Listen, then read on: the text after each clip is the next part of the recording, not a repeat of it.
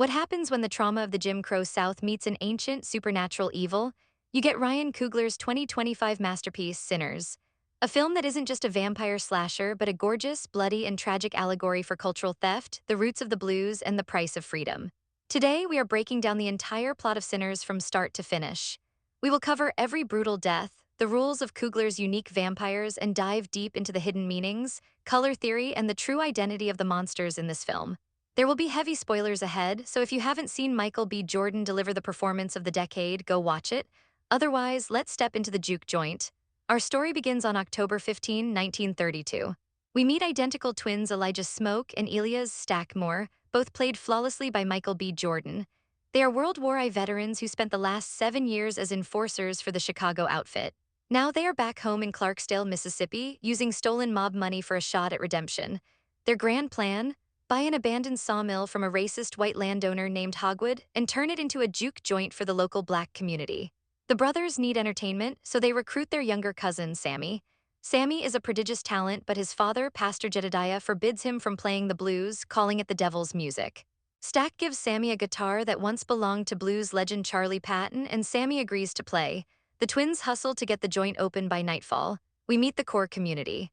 Grace and Bo Chow, a Chinese-American couple who run the local grocery and supply the joint.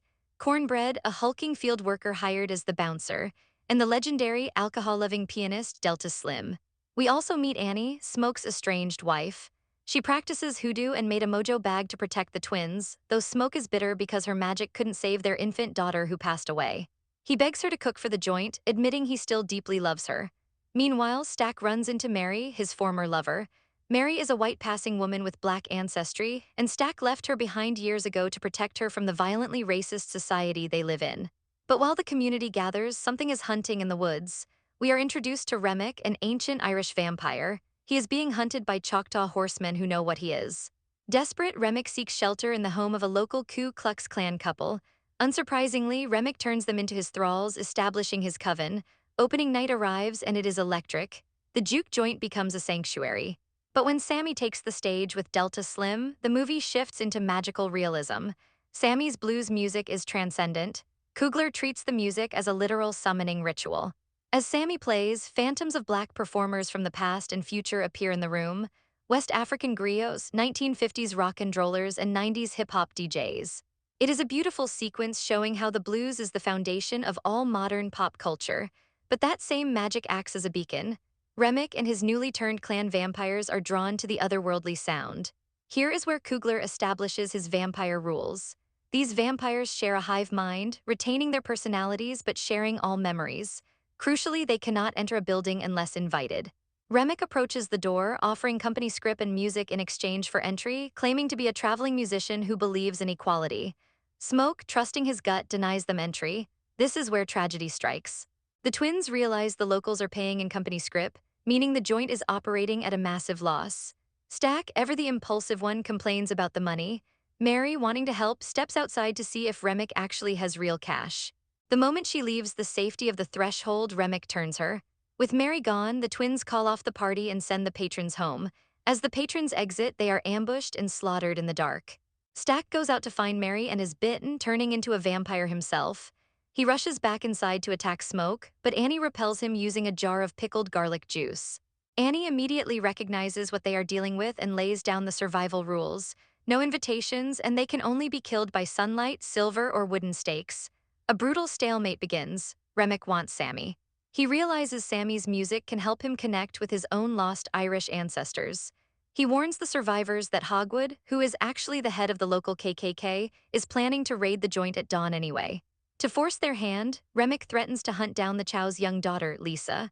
Grace Chow, realizing there is no other way, makes the ultimate sacrifice. She officially invites the vampires inside so she can try to kill them before they reach her child.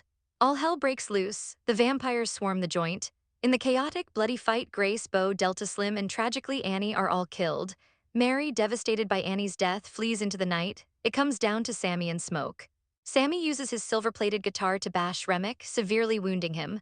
Smoke capitalizes, driving a jagged wooden stake through the ancient vampire. As the sun rises, the UV light pours into the sawmill, incinerating the remaining vampire horde. The nightmare is over, but Smoke has nothing left. He spares his vampire brother, Stack, on the condition that Stack leaves Sammy alone forever. Smoke sends Sammy away to safety. Knowing the KKK is coming, Smoke walks out to face Hogwood and his men. He manages to kill them but takes a fatal bullet. In his final moments, we see a beautiful vision of Smoke crossing over, reuniting with Annie and their infant daughter in the afterlife. The film flashes forward 60 years to Chicago, 1992. Sammy defied his father, chased his music, and became a legendary blues artist. After a set, he is visited in his dressing room by two people who haven't aged a day. Stack and Mary. Stack tells Sammy he kept his promise to Smoke. He offers Sammy the gift of immortality, the chance to play music forever. Sammy smiles but declines. Despite the horrific violence and loss of that night in 1932, Sammy admits it was the greatest day of his life because it birthed his true voice. Stack wistfully agrees, noting that it was the last time he ever saw his brother, the last time he saw the sun, and the only time they were all truly free. Sammy plays them one last song as they walk out into the immortal night. Now, let's talk about what Sinners is actually trying to say. Coogler didn't just make a horror movie, he made a profound statement about black art. First, let's look at vampirism as cultural appropriation and colonialism. The vampires in Sinners are a direct allegory for colonialism and the exploitation of black culture. As Delta Slim says in the film, white folks like the blues just fine, they just don't like the people who make it. The vampires are drawn to the magic of black art, but instead of joining the community, they want to consume it. Remick literally wants to use Sammy's generational trauma and musical talent to summon his own Irish ancestors. They drain the lifeblood of the creators to sustain themselves, a perfect metaphor for how marginalized art is often stripped of its roots and commodified by mainstream culture. Notice that the vampires don't break in, they have to be invited. This mirrors how systemic exploitation often masks itself as a business opportunity, just like Remick offering company script. Next, there is the color theory of Smoke and Stack. The twins are color-coded. Smoke is always draped in blue, while Stack is draped in red. Blue represents rootedness, tradition, and community. Smoke wants to build something lasting. Red represents disruption, impulsiveness, and blood. Stack is quick to anger and is the one who ultimately succumbs to the vampires. When Mary, who is associated with whiteness and wears pink, is infected, it bridges the gap, allowing the red disruption to destroy the blue sanctuary. By the end of the film, the blue lighting of the juke joint has entirely shifted to a hellish, bloody red. Finally, let's discuss the juke joint as a sacred space. In the Jim Crow South, the church was deemed the only safe space, while juke joints were labeled dens of sin. But Coogler flips this. The juke joint becomes the true sanctuary. The sinners are the ones who stand their ground, fight the real evil, and protect each other. Sammy's music isn't demonic. It's a spiritual bridge that connects centuries of shared history. Sinners is a triumph. Michael B. Jordan's dual performance is staggering, balancing the grounded stoicism of Smoke with the tragic, erratic energy of Stack. It's a film that asks us to look at our history, the art we consume, and the blood that was spilled to make it. What did you guys think of Sinners? Did you catch any other Easter eggs or have different theories about the ending? Drop your thoughts in the comments below.